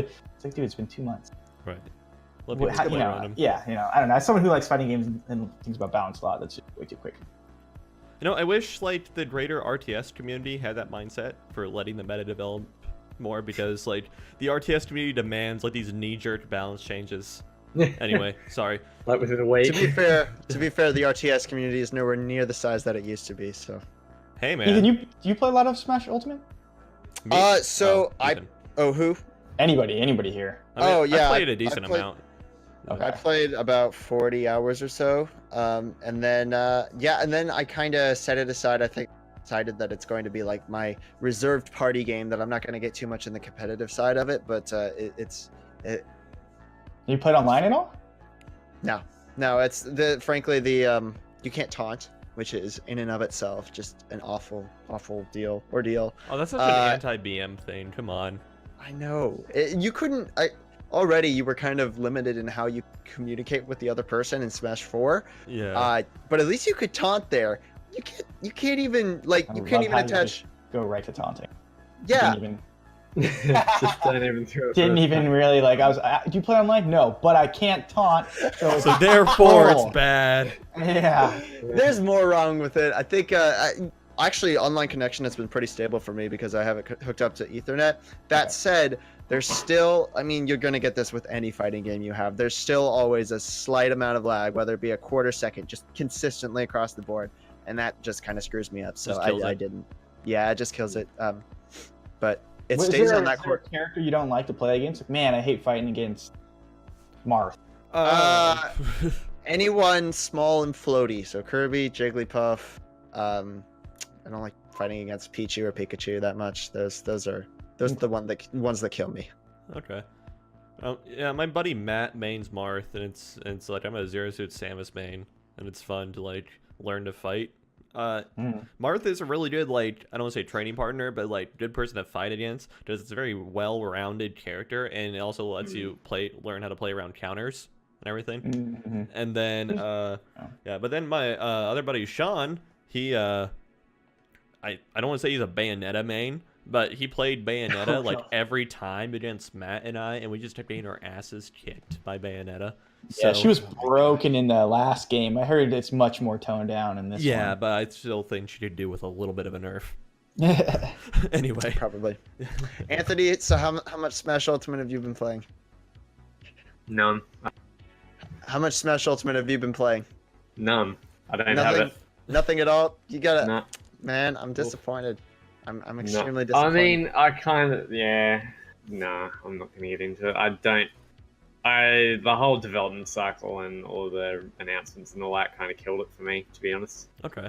Really? So, yeah, Okay. too much. Way too much. Yes, because who'd have thought knowing everything about a game before it comes out doesn't actually... Kingdom Hearts 3. Oh man, that's okay. That's a Yeah. little close to home. It is Gross super unfair that Kingdom Hearts 3 comes out so close to Ace Combat 7 on PC. Like I've been playing Kingdom Hearts 3 for like a solid day, and then Ace Combat 7 like comes out, and I'm not gonna want to play anything else until I finish Combat 7. So. Well, I mean, at least Ace Combat is kind of short-ish. It's like 8 or so hours. So Yeah. just Well, at least day. one of those games is good, so you can decide that you don't have to play one of them. Exactly. Yeah. Good job, Andrew. Good job. Total Cider LBC, what was it, like Polygon didn't, like, or was it Kotaku, I forget, like they straight up didn't review Kingdom Hearts 3 or whatever. I think that they don't do scores. I think that's the thing they've been doing. Neither of those sites do scores. Yeah, I think it's a thing they've been doing for a while. They don't do scores, so they just Okay. kind of write the review their piece on it, and Wimps. Well, I guess I guess a better way to say it is Review like it. they called it unreviewable or something like that. I saw an article about that, okay. but I think they just were saying that because it's going to differ from some person to person so wildly. yeah, I read Okay. that. I don't know. I didn't read the article, but that's my assumption. Okay. I view it as Got a it. cop out. It'd be a terrible assumption. I don't know. I view it as a cop out, Like- but whatever. Yeah. They got absolutely killed in M4G comments. Like they were like, this one no. article just talking about the Polygon or whatever it was, their article, and there's like 800 comments under it. Like, what are you doing? I mean, scores are lame. I'm with them. No, I they agree. weren't addressing scores. They're mainly addressing the first paragraph of a review. I was Man, just poor addressing the Polygon. Poor Polygon gets dunked on so much. It's a little sad. It's almost as if actually no, that might incriminate me. I'm not gonna say it. All right. Anyway. All right. So We love all the competitors. Moving on. Yeah. All right. So Yeah. all right. Probably Piranha Plant. Maybe something sneaky if Sakurai is feeling generous. But if there's nothing else, I'm not gonna be disappointed. So Yeah, I'm thinking it's probably just Piranha Plant. Yeah. Probably. And Meow. Yeah, and Maybe some. What would be nice if they, what I've heard is like a little more online customization stuff. Like you don't have to. Oh God, yes. Because I've heard like when you play online, they make you play like, oh, you have to play 4-player with items, like so many times before you can like, exactly. jump into like what you want to actually do if you want to play one-on-one. There needs to be just like a one solid competitive mode with a set rule set, and like this is how you rank up. This is the mode you play to rank up. It's just like what Halo 3 had back in the day. It's like they had certain game modes that counted towards their multiplayer rank, and they had others that didn't. Yeah. Yeah. So I think maybe having a little bit more, a couple different hoppers there would be nice. Reach To be did that fair, really well. Bungie understood online much longer before Nintendo did. They still Nintendo understand. is still getting a it's grasp 2019. on it. It's Yeah, it's 2019. bad. Yeah. Pretty bad. Yeah. Okay. All right. Anyway. All right. So, Anthony, you're the resident Xbox fan in the house, kind of. So, we're talking about next gen Xbox, and we got some news about it, kind of. You could want to call it a leak of news, but whatever. Yeah, it's I think they're kind of saying that it's not so much a leak, it's more so a rumor. Okay. So basically what's happened is a very short article. Thank you for providing it to me, by the way. Really quick, not to run a hit piece or anything, but WCCF Tech is known as a big rumor mill site in the tech community. So, Yep. Again, take this info with a grain of salt. Well, I'll read some of the article. In the past few days, a rumor regarding the next Xbox console and Microsoft's plans for the next console generation started circulating online. Earlier today, a verified reset era, or however you pronounce that. Yeah. By the way, this article came out on the 23rd of January. A verified reset era forums member called HMQQ talked about the recent rumor, confirming that some of the things revealed in the earlier rumor are true. Among them are ray tracing and storage, as well as some of the revealed specs. So basically his comment was, about the Reddit leak, the hardware is partially true, storage is true, ray tracing is true, Lockhart is not streaming bots, whatever that means. Xbox SoC codename is Anubis, check AMD's plan. MSAI is not a part of the hardware, and in other words, never heard of GPU or ASIC like it. How to implement ray tracing, see GDC 2019. Why they made the decision like Lockhart, see GDC 2019. Why there's still no dev kit after GDC 2019. So, Taylor, do you know about any of that? You're the resident tech guy. Yeah, all right. So basically, Microsoft and AMD. So, I guess the better way to preface this would be, so NVIDIA, with their 20 series release back in September of 2018, they introduced real-time ray tracing as a graphics thing into the world and everything. And it was met with some controversy because, you know, when the cards would launch, there would be no game that could take advantage of the real-time ray tracing. It wouldn't be until Battlefield 5 that we got to see that realized into a game. And even, like, and I still think that's the only game so far that's yet to fully implement it. I could be wrong with that. But anyway, it's a very few number of games for such a selling point of these new 20 series cards. Because if you had a high-end like 10 series cards, there was absolutely no point to upgrade to the 20 series unless you really care about ray tracing. Anyway, so of course, you know, NVIDIA releases something. AMD, NVIDIA's graphics competitor, they're asked, it's like, so you guys working on ray tracing at all? Lisa Su can be quoted as saying, it's like, yes, we're working on ray tracing, but we're not going to put it into all of our cards until the entire spec, or until the entire lineup can benefit from ray tracing. Because as it stands right now, because as it stands right now with NVIDIA's ray tracing system, you need these $1,200, $1,000 cards, so the 2080 Ti 2080, to turn on ray tracing and still have the game be playable. If you did a lower end 20 series card that still supports ray tracing, so you have like the 2070 or 2060, the game's gonna be unplayable unless you turn it down to low, in which point you might as well just not benefit, because like everything else looks like garbage, but at least my reflections are pretty. That's not a good trade-off. Yeah, that's not a good trade-off. So yeah, it's pointless to have these in lower end cards because the technology is still so primitive and the technology is still so like new and everything, that it really needs to be worked with, and it needs to perform better before it will see wide-scale implementation. That's exactly what AMD and their CEO Lisa Su was saying, is that until we get ray tracing to the point that every card in the lineup can see some sort of benefit from it, it won't be a thing in our cards. And so you couple this with AMD is going to be the hardware partner for the next generation of Xbox, and most likely the next generation of PlayStation, to be honest, if it holds with trends and everything. But they've been vocal about partnering with Xbox. Then it looks like by the time the next Xbox comes out, AMD will be able to have implemented and gotten ray tracing into whatever hardware is powering the Xbox. Yeah. So Okay. yeah. So to kind of jump back on the whole spec train, the rumored specs that they've so far kind of leaked, I suppose, or rumored. CPU custom 8 cores / 16 threads Zen 2 CPU. Okay, yeah. GPU. That's good. Yep, go for it.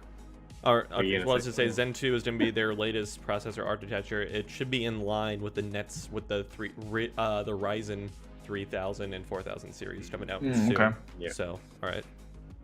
As far as GPU, custom Navi at 12 plus teraflops. This is kind of the big point of contention because, hold on. Really quick, Gmail Films in the chat, is Navi or Polaris the current GPU architecture? Which one is awaited? But anyway, I think this should really indicate the time frame for when the Xbox Anubis comes out, or whatever, when the next gen Xbox comes out, because I'm trying to think whether or not this is the next AMD graphics architecture. If it is, then based on AMD's projections for it coming out, we can kind of correlate that to when the next Xbox might come out. Anyway, sorry, keep going. Memory 16 gig GDDR6. And as far as storage, you're gonna have 1 terabyte NVMe SSD at 1+ gigabytes a second, and also DirectX ray tracing plus MSI AI. All right, so thanks for the help to Jim and Phil chat. Navi is next. So if you look at AMD's plans for like when they plan to release Navi, they probably did a decent idea of when the Anubis will come out, unless it's super far out, in which case then it will be custom, because it'll probably be a hybrid between both Vega, which is the current architecture, and Navi, which will be next. And then can you repeat that spec about GDDR6? 16 gig GDDR6. Okay, so what they're probably going to do is the graphics processor is going to have a split memory system, which is in line with what consoles do and everything, which means probably 8 gigs will be dedicated for VRAM, and then 8 gigs will be dedicated for like normal system memory. All right. Okay. And then obviously storage 1 terabyte and NVMe SSD at 1+ gigs a second. I'm happy that it's an SSD. Because that's why. Although nice. I'm not happy that it's 1 terabyte. It needs to be at least 1.5. Okay, yeah, it's like, granted, this is probably for like a cost and everything, like a cost problem, but 1 terabyte is going to be abysmal, especially considering games are going to start seeping into the 100 gig range on average pretty soon. Sure. Yeah.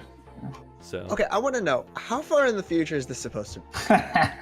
Well, if I look In up the year 2000. Windows AMD 85. 2030. It's 2021, isn't it? 2021. We don't actually know. I'm thinking 2020. 2020. Okay. Yeah. Here's the deal. This is like the power of like a mid to high end PC right here. Like 16 gigs of RAM. I mean, a terabyte SSD normally on its own costs a fair Pretty expensive. Well, okay, yeah. so here. Yeah. So here's the thing, though, is that with the 16 gigs of RAM, it's GDDR6 RAM. The current highest spec and RAM you get on like PC platform is GDDR4. You see GDDR5 RAM or HBM memory used in graphics processing units. So them saying it's gonna have 16 gigabytes of GDDR6. It means that, okay, that's going to be the next like graphics architecture, which is in line with it saying it's going to be corresponding to Navi, but it's going to be a split system setup. So basically, part of that 16 gigs is going to also be reserved to use as normal system memory. Part of that is also going to be reserved to use as VRAM, video RAM, for the graphics processing unit. Okay. All right, keep going. Well, frankly, I just don't see this being. I'm sorry. Were you? No, go for it. That's all good. Well, I just don't see this being within a reasonable cost point for an Xbox. Like, price point. I mean, it could be reasonable when in a couple years. In a couple years. I mean, like, what are we talking? When a it couple launches, like 2021. I think the earliest. 2021. I think the earliest we'll see it is 2020. That's the thing. If we're I'd gonna like say 2020, probably. and like this I would seems say to I would say much later than that, to be honest. It seemed to significantly hint that it's going to be revealed and announced at GDC 2019. Well, that's coming up, so we don't have much time if that's the case. Yeah. March.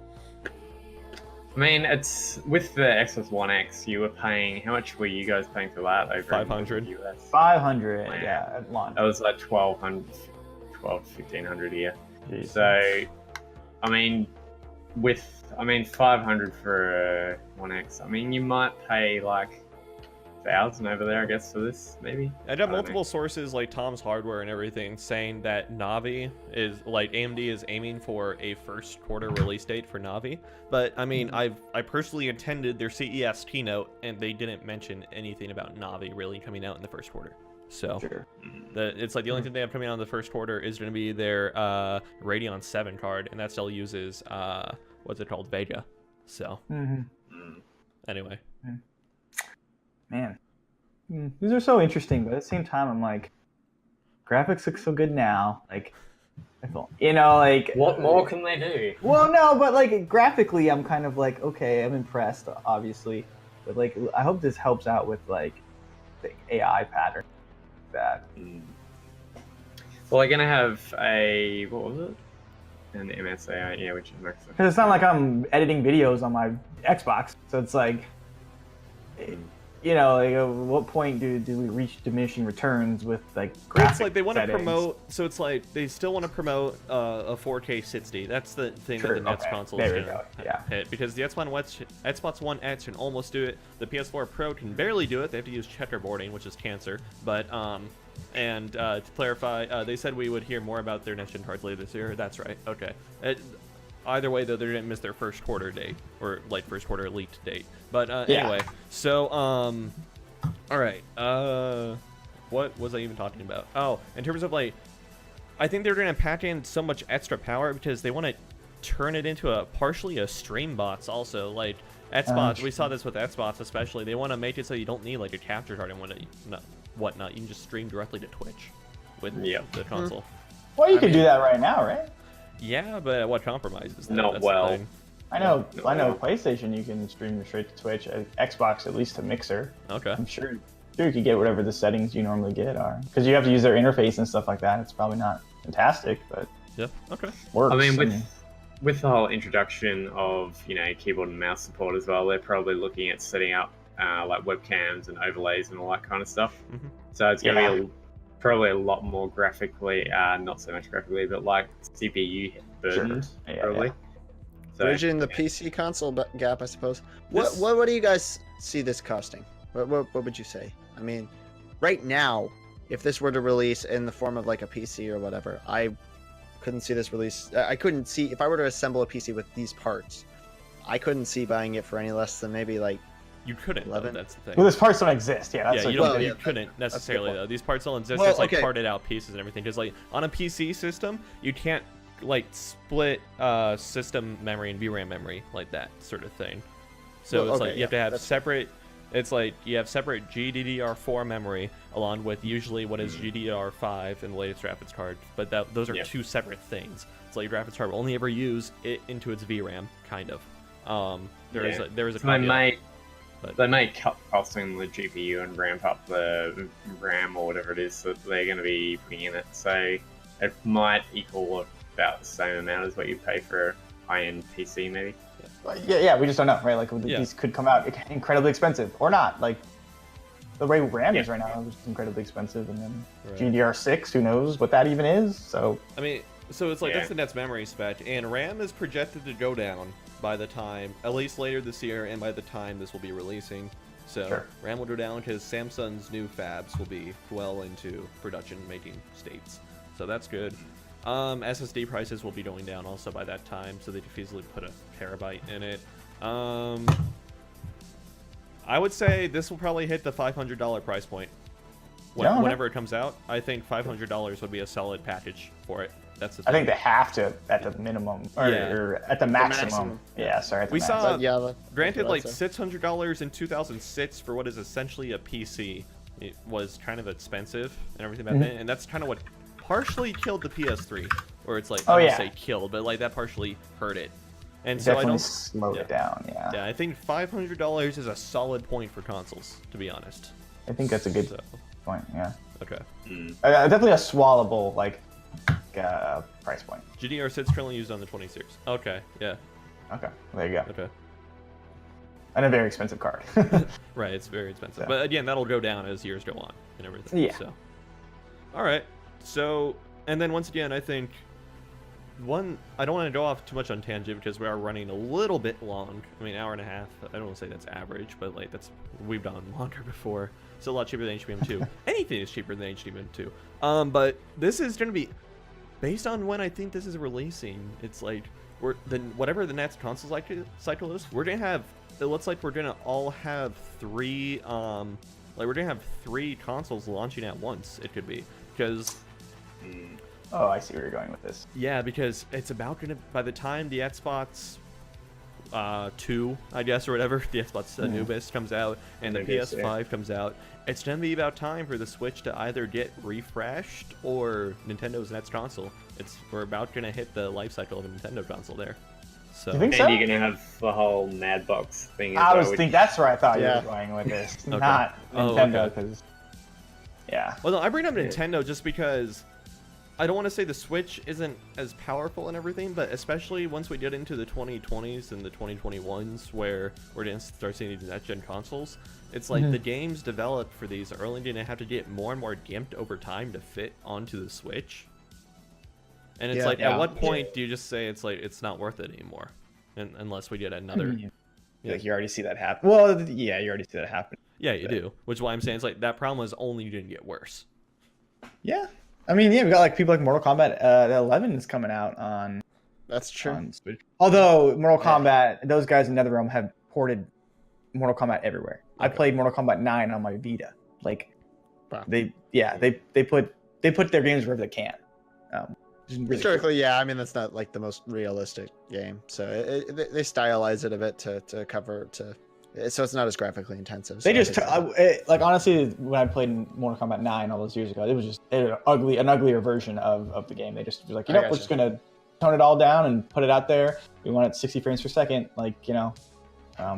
I'm not getting it on Switch unless if they had the gray sweat instead of blood. That's a must-have. I don't know if Yeah. I don't think anything on the Switch is going to be censored. Based on some of the games we've I seen, gotta have that gray sweat, man. I'm I telling think you. based on some of Save the the things kids. we've seen come out on Switch, I don't think Nintendo's into the censorship game Sure. anymore. But this is violent. Yeah, of it's course. much more Yeah, true. violent. Okay. No, they won't. I mean, Yeah. I don't think they would agree to a version that was censored. Yeah, Nintendo course, doesn't of care course. anymore, honestly. You know what? They're gonna censor it by just having bad graphics. Like I think that's his brain. It's either his brain or intestine. I can't tell. Yeah, it's a pixel. Yeah. That's a chicken in the background. It's like, no, that's a skull. Oh. Oh. Yeah. All right. So, anything else to say about the Xbox leak? Anthony, are you excited for the next gen Xbox? If they bring decent first-party games to it, then sure, I might pick it up. Might even I'm a person who went from a PS4 to an Xbox One, which is the wrong way to go. But anyway, Damn, bro. exactly. I mean, if they just get their first-party game together, they don't need all of these crazy specs. They just need proper first-party stuff. That's all they need, and they'll be set. Fair enough. And they'll get back to the 360 cycle, because that was the best console at the time. Okay. So, All right. So, moving right along. So the last big spec of news that we were able to pick out this week is, and this broke. What was this? Friday, I think. Yeah, just yesterday. Yeah, it was just yesterday. So thanks, wow. special thanks to Nintendo for giving me a topic today. But Metroid Prime 4 development has been rebooted, basically scrapped, and they're going to start doing it from the ground up again. Retro Studios, the original development studio behind the critically acclaimed Metroid Prime trilogy, has now been signed on as the lead developer for the Metroid Prime 4 project. And the Donkey Kong series guys as well. Right, yes, they're also most recently known for the Donkey Most Kong recent, yeah. Country Tropical Freeze. So, Which are great. I'm a massive Metroid fan, especially Metroid Prime. It's my favorite SKU of Metroid. And, yeah, as partially bummed as I am that we're gonna have to wait longer for Metroid Prime 4, I am so happy that Retro Studios is coming back to do it. And I'm honestly so glad that Nintendo is, doing this and everything. That they're willing to have the balls to basically, we had Miyamoto go down and play an early build of Metroid Prime 4. He wasn't very happy. So, you know what? We canceled the whole thing. We're starting from scratch. That's a classic Miyamoto thing to do for sure. That's what he does with all of games going all the way back to Super Mario Bros. Right. Yeah. To clarify a bit, Retro they're not completely handing it over to Retro. The same director is still going to be leading it up. Yeah. Just Retro Studios will be the main studio underneath his creative vision, I suppose. But yeah, I think this is more exciting than anything.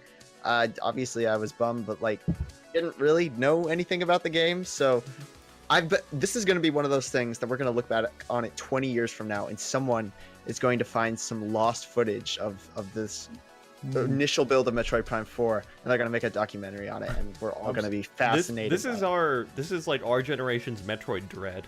For those of you that don't know, Metroid Dread was going to be the direct sequel to Metroid Fusion on the Game Boy Advance, but had similar production issues and was never scrapped. The only thing that we ever got out of that game was a possible cover art, and that was it. Wow. We got a possible cover art and a brief story synopsis, and that's the only thing we ever got out. And that came out multiple years later after it had been canceled. So StarCraft Ghosts, which you mentioned earlier, that's another one that's kind of comparable to this, but. Yeah. Anyway, I know that some people were kind of about it, which I mean, understandably, I suppose, but I think the way Nintendo announced this was really, really the best possible way they could. They just had, well, I already forgot his name, Takahashi, who's one of the development heads over there. He just came out with the most like respectful 3-minute speech that was just, hey, we realize we didn't we screwed up, but like we weren't happy with this, so we're gonna take the time that we need to, and we realize some of you are gonna be upset, but we really think you're gonna like our end product, and yeah, I'm on board. It's great. It's good for them. Okay. Yeah. It's a good approach. So there is one kind of small thing that I was going to add to this. Apparently, there's another rumor floating around, which we've heard. I think all of us here have heard, but apparently there's a few more details to it. Apparently the Prime trilogy is actually going to happen, according to this rumor. Yes. That's been going around for a while. Yeah. Yeah, they've added more details to it though as well. And also, according to a Nintendo person, they said yes, it's completed and it's done. We're waiting to port it over. Apparently, that's what they said. I would imagine that. True or not? I don't know. Okay. I would imagine they'd want to, unless they plan on redoing another 2D Metroid later in the future, which I wouldn't be surprised if we got like a Fusion remake or a Super remake, but similar to what we got with Samus Returns. But I would imagine the Prime trilogy coming out closer to Prime 4. Sure. Do we this is another random question. Do we think they've known that they're going to be cancelling Prime 4 for quite some time? They've been working on the trilogy for quite some time as well. And they've kind of just been waiting for the announcement to come and say, hey, we're not doing Prime 4 until like another 2 or 3 years. But here's this. Maybe they'll come out next week and say, hey, here's the Prime trilogy happening. So that could be. There are a ton of, like, we talked about branching paths earlier. There are a ton of, like, branching paths Nintendo could have taken to this. And, I mean, there are a ton of paths going forward also with this. It depends on perspective you want to bring. I will say that it's, like, so if this is somewhat new of an event type thing, as in development just somewhat recently restarted back on Metroid Prime 4 under Retro and everything, then it's, like, this brings to the question, all right, this is going to release at a very awkward, because this is maybe, like, 2 or 3 years off, right? This is like that will be a really awkward time cycle for the Switch also. So I wonder if Metroid Prime 4 could be a launch title for Nintendo's next console, although that would be strange to have such a high numbered sequel like released with a new console. But then Halo 3 didn't have that issue, so it's kind of strange. Hey, I pulled up a little bit more about this Metroid Prime trilogy port. And the new leak that Anthony was talking about here comes directly from Ron. Yeah, it wasn't. I was about to say that it wasn't a Nintendo guy. It was the guy. Yeah. It's a little bit unclear. Imran Khan, I don't know him personally, but he regularly appears on Game Informer show. He says that he has inside sources and that it's been long done. The initial announcement was supposed to be last month. Literally, he just kind of casually dropped that in a tweet, and that's like all that we can go off of for this rumor. But I trust the guy, Imran Khan. I've heard a lot about it. He's the lead editor for Game Informer, not the editor-in-chief, but the lead editor. Oh, okay. Yeah, it doesn't surprise me that it's been like done for a while, to be honest. I mean, this thing has been rumored for a while also. Yeah, so. Andrew, you a Metroid fan at all? Were you looking forward to Prime 4 or no? I think everyone here was high if you thought Metroid 4 was coming in this year or the next year. Like, that game, you didn't see anything. Like, there was a title screen, like, at E3. Yeah. Like, come on, like... I mean, this whole delay thing. I mean, I've been super like... It's like I've always caveated super wishful thinking maybe this year, but yeah, it's like even when it was announced in 2017, I was just like, it was like 2020. Is that when we got the splash screen? Was Yeah. 2017? 2017, Yeah. Wow, E3 that was a long 2017. time ago. Yeah. There's been nothing about it, so Yeah. this surprises me in zero. Okay. Like, Still been nothing about Bayonetta 3 either. So, and that was So, yeah, that Game kind of Awards goes... 2017. yeah, it's just like what they've done with that though. It's like, oh hey, Metro, and everyone got super hyped for Metroid Prime 4. Like, dude, they've shown absolutely nothing. Right. Not even a cut. So like, That- them coming out and being like, oh yeah, we had to re-scrap it. It's probably like, yeah, that makes a lot of sense. Like, it was probably being developed, on either on Wii U, and then they changed it over to Switch, and that wasn't translating well. So then they have to change it all again. Like, who knows? We won't know actually. One last That question. kind of... Or go ahead, Anthony. Yeah. That kind of goes with the whole scenario of, they haven't released anything maybe in 2017. They scrapped it then, and then they've been working on the trilogy and just getting that together for release very soon. maybe. There's not a whole lot of work you'd have to do for the Metroid Prime trilogy to port over. They have I think they put it out on. Put it on the Wii Wii. U? It was Not just on Wii the U? Wii. Okay, Yeah. so I know there's some Wii versions of like Galaxy, and I thought Prime was also Prime was on Wii, but not a trilogy. not Wii U. Okay, I thought there was some kind of. Yeah, Yeah. Metroid pretty much entirely skipped Wii U, except for the mini game in Nintendo Land, Right. which is actually pretty alright. And I mean, so it's like one thing that I don't want to see Metroid go is down the path that Zelda went until Breath of the Wild. Which, okay, I was gonna bring this up earlier, but it's like, to anyone concerned that it's like, oh, Metroid Prime 4, it's like games don't really survive a cancel and then rebuild type thing, Mhm. It's like, well, I mean, Breath of the Wild was scrapped twice before it became into the iteration it was today. They almost Sure. like, I believe you look at what's the main, I forget the main dude's name, but behind Breath of the Wild, it was like director or whatever. But in one of the GDC like conferences that he gave, it was basically, it was like, yeah, we started working on Breath of the Wild and everything, and then it wasn't obviously Breath of the Wild then, but it was like we started working on it, we got kind of far, and then we scrapped most of it, partially restarted, took ideas we liked, scrapped the ones we didn't, kept going, and then it's like same thing happened before it morphed into what we got today. So it is. And Breath of the Wild is one of the greatest games of all time, so I'm totally okay with that. So It's like, don't at me. Although, anyway, so the original point I was trying to make, was basically, I don't want to see what happened to Zelda during the Wii U time, which is, it was just like a constant stream of like remakes and remasters, HD remakes and whatnot until Breath of the Wild hit. I don't want to see Metroid go that, so it's like, just give us the Prime trilogy on Switch, and then I'll play Metroid Prime 4. Okay, I'm sorry, I had to look this up. So it did come out on Wii U as well, but it was like digital only. Oh, like, it did? Okay. yeah, so you can play on the Wii U. We had to use like motion controls and stuff like that. Maybe that's just the issue of like coming over without motion controls gotcha. and all that stuff. see now, me and Taylor, we come from two different sides of the same coin. Metroid Prime is your favorite Metroid game. My favorite Metroid game, and is Super Metroid. Okay. So I would love to see them continue to go on to do remakes. And in the similar way that, what was it, Metroid Zero Mission? Yeah, Metroid 1. And then Metroid Samus Returns, which I really liked. I liked was it too. I liked it too. I liked it a lot. I would love to go on to see them make a remake of Super Metroid, which is the best of the three, the original three. Super Metroid. I thought Super Metroid was. I thought First Mission was a remake. No, Zero Zero Mission. Mission was a remake of original Metroid. The original one for NES, yeah. Yeah. Super Metroid, probably tied for my favorite game just ever. Oh. All Do time, you, I think. do you need a remake of that though? It already looks so good and like I- plays well I don't enough. think like, so. I'll take I any don't think you excuse to see like an update, to see that game come back into the limelight. Buy a Super Nintendo. Actually, aren't they gonna probably release that? Like on. Yeah, probably. Well, Eventually, I according to don't know this if that's right. rumor as well, there's more Metroid stuff in the works, apparently outside of the trilogy and 4, so you never know, we might see some 2D action. Metroid Fusion remake. You heard it here first, folks. Yes. Keen for It that. also looks fantastic. No need for re-release. Sure. I mean, yeah, that's right. really. Or it's That like would be maybe like I guess reimagined, similar to what Samus Returns is to Metroid 2. Yeah, that. Any reason that you can make Super Metroid new again, I'll take it. I'll take it. Sure. All right, so yeah, and then last thing I want to say about this is, by and large, the community reaction to this has been positive. Yes, Yeah, and I'm it's very pretty glad. funny. I'm glad for that.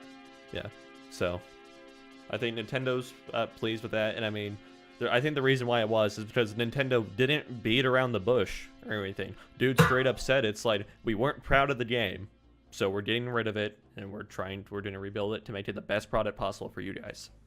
Going back to I think going back to what I said, I think it helped that they hadn't shown. Yeah, I did. There was no expectation. It was like, well, we don't even know what it was anyway, so I guess Exactly. there's a reason why we didn't see any. Yeah. So it's almost Yeah. as if it's like ever since they did the reveal that they were considering the option to, it's like, hey, at any given point we're gonna scrap this, right? So let's not. Mm. Yeah. Probably as most games. But yeah, totally. Okay. So I think that'll about wrap it up for the podcast. So Ethan, where can the good people find you?